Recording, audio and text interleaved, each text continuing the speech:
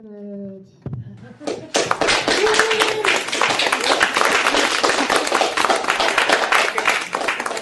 For sale over here, so it takes me a lot of luck on the way around. Too many books. Never enough. I'll correct myself, never enough. Hi there. Hi. I'm looking for yet another periodic table poem to share with you guys. It's possible. Well, you know, I have 118 of them. Oh. You know, well, that's how many elements there are. And I did some bonus ones. Hydrogen cyanide, you know, compounds. And dilithium. I think I did dilithium. I did things based on Star Trek. I did a couple of those to be funny. But this one isn't a humorous one. From the book On the Edge. And if anybody is actually interested, although I don't have the book around me, if anybody is interested in all of the poems, there's a book called The Periodic Table of Poetry, and you can find it at Amazon. And that's me. Anyway, I feel bad, and I'm going to say this before reading this poem, that you've got a thing on Wednesdays because Australian world poet Tom Woodruff runs on the first Wednesday from 1 to 3 in the afternoon at Half Price Books, 5555 North Lamar, a thing called Community Poetry, and he is out of town this month, so he has asked me if I would step into his shoes and guest host. So this next Wednesday, February 6th, 1 to 3 p.m., anybody can come in for your 10-minute mini feature space and do round-robin stuff, and that's a yay, yippee-skippy time, and I might even read micro-poems from Tom between everybody, just so that there's some sort of flow there for that. So if anybody wants to come by, there are Facebook pages for it. I'm trying to spread the word, blah, blah, blah. I would love it on a stick. Sorry, we're missing. I know, and you guys were there in for the book release, so Yes. you guys were, which was really cool. But that's enough of that. If you're around here and want to come by there, I'm not trying to pull away from Harriet's, I'm really not. But gotta just plug while I can. But this poem is for element 100. Wow, and that's Fermium. When the bulldog ant of Australia is cut in half, the halves see each other as enemies. The head attempts to devour the tail, and the tail, in an effort to defend itself, battles for up to 30 minutes to sting the head. And this battle happens everywhere in the world because life is always that battle between the two halves of the whole. Because everything contains that twin, one part good and one part that is construed into something so horribly wrong. And you want to tear it apart, that other half. You despise everything about it because that is somehow a part of you. So you, in life, always possess that battle. This even applies on a molecular level. Consider hydrogen. It's in our water we drink and bathe in. It's atomic, and atomically, we're 67% hydrogen. But on November 1st, 1952, Ivy Mike was the code name for the first successful test of the hydrogen bomb. It's funny how we can take something that we need for our life and, like our sun, turn it into something to destroy everything we know. Because, as I said, one side gives life, the other kills. And thanks to Ivy Mike and that hydrogen bomb, 2 elements were discovered. One of them was named after physicist Enrico Fermi.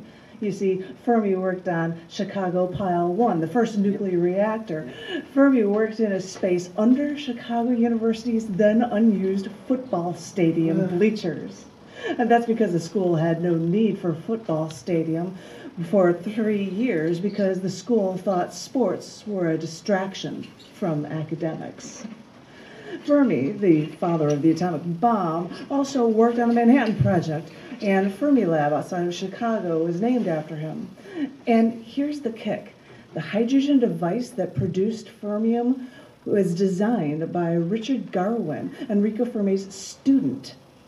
So for all that Enrico Fermi had done, it seems fitting that fermium is the heaviest element formed by the nuclear bombardment of lighter elements like hydrogen. And this highly radioactive element was initially kept secret due to the Cold War. But it's amazing what we can discover when taking something we so need for life and turning it into an instrument of death. Because fermium was classified in the Cold War, Swiss scientists bombarding oxygen discovered an isotope of it, and they wanted to name it Centurium to honor the naming the 100th element. A good thing Fermi's nuclear work got they declassified, so they could actually honor Enrico Fermi with fermium. But wait, fermium is bad. It's radioactive. There can't be any good applications for it. Well, consider the two sides of any twin. Fermium is the only element that can use its alpha particle in radiotherapy for cancer. And yes, it's radioactive, but its short half-life means it decays quickly. Because, as I said, it's amazing how two sides can be both bad and also so good. Fermium.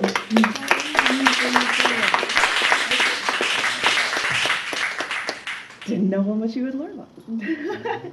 I would like to share with you 2 poems that I've written this year in this fun quest to write a poem every single day. Okay. This one is called Not Knowing. Once I saw my grandfather in the casket at his funeral.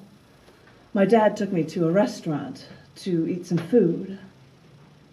I was in the car, alone with my dad, then in a restaurant, alone with my dad. We didn't speak. I couldn't think of a thing to say. I'm sure I ate, but I think they thought they needed to get me away from the death at that funeral. I don't know if I needed to get away or not, but there I was, little me, with my dad at a restaurant, taking a break from seeing his dead father.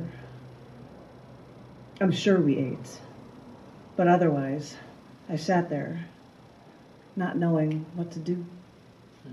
And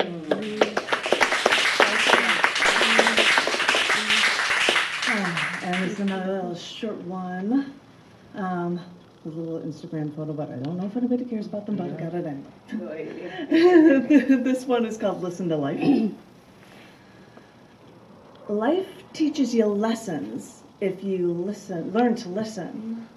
Life can destroy you if you're not paying notice.